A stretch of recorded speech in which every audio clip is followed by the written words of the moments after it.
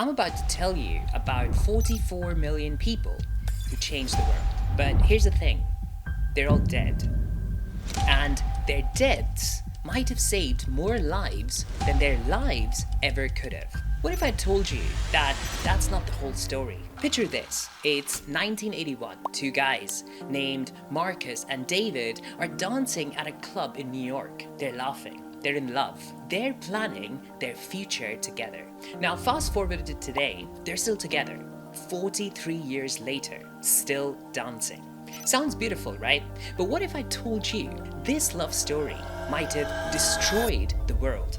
Stay with me, because what I'm about to show you will change how you think about tragedy, progress, and price of change forever. See, in this alternate world, I'm imagining something never happened. On June 5th, 1981, the CDC was supposed to publish a report about 5 gay men in Los Angeles with a rare pneumonia.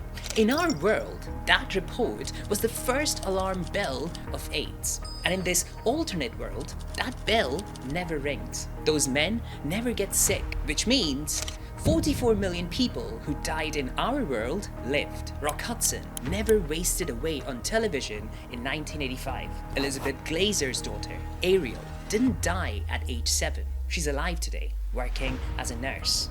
Millions of young women in southern Africa never contracted HIV during adolescence. 10 million African children who became orphans, they grew up with their parents. Sub-Saharan Africa's economy is 17% larger. An entire generation of teachers, doctors, and engineers who died in our world, they are building schools, healing patients, designing the future in this alternate world. Sounds like a paradise, right? Now, watch what disappears with the virus. Without this crisis, certain things never happened. Larry Kramer never founded ACT UP. There were no activists chaining themselves to the FDA demanding speed.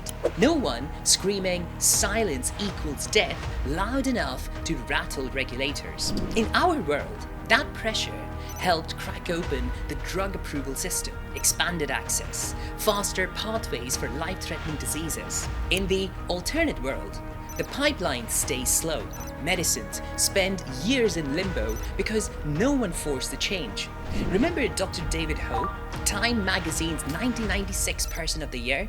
For work that helped turn HIV from a death sentence into a treatable condition. In the alternate world, he never leads that charge. He focuses on hepatitis C virus instead. And yes, good news, he helps crack it by 2005. But the global revolution in the antiviral development never gets the same fire, which raises a bigger question.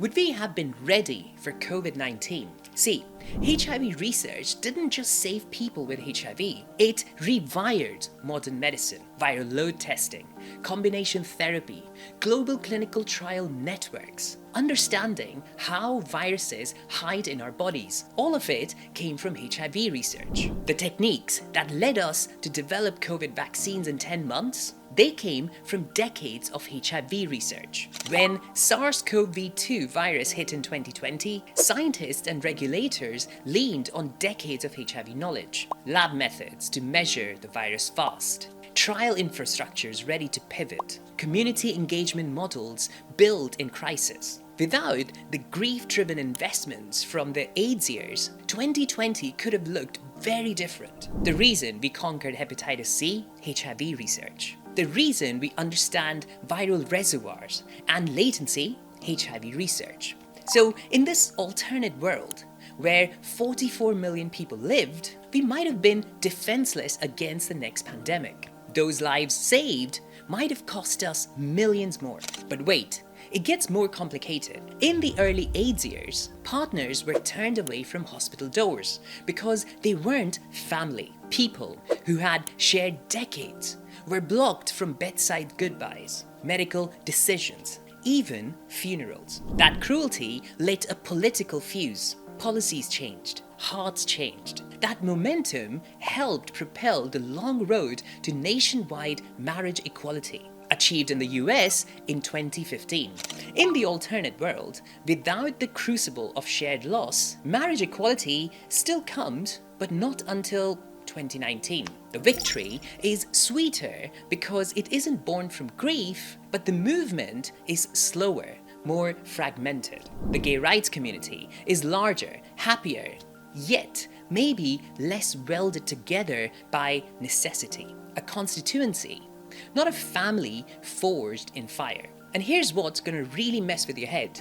Would we have learned to love as fiercely? Would we have fought as hard for healthcare justice? Would we have discovered that ordinary people can become extraordinary because death pressed in from every side? Elizabeth Glaser lost her daughter Ariel to AIDS at age 7. That unspeakable grief turned a mother into a global advocate whose work helped drive treatment for children worldwide. Now, in the alternate world, Ariel lives a quiet, joyful life. But do thousands of other children get the medicines that saved them in ours? Activists who forced hospitals, governments, drug companies to treat marginalized lives as equal, do they ever learn to fight? Or does the system stay comfortable, unequal, and unchallenged? So here's the question. Marcus and David, now 67 and 65,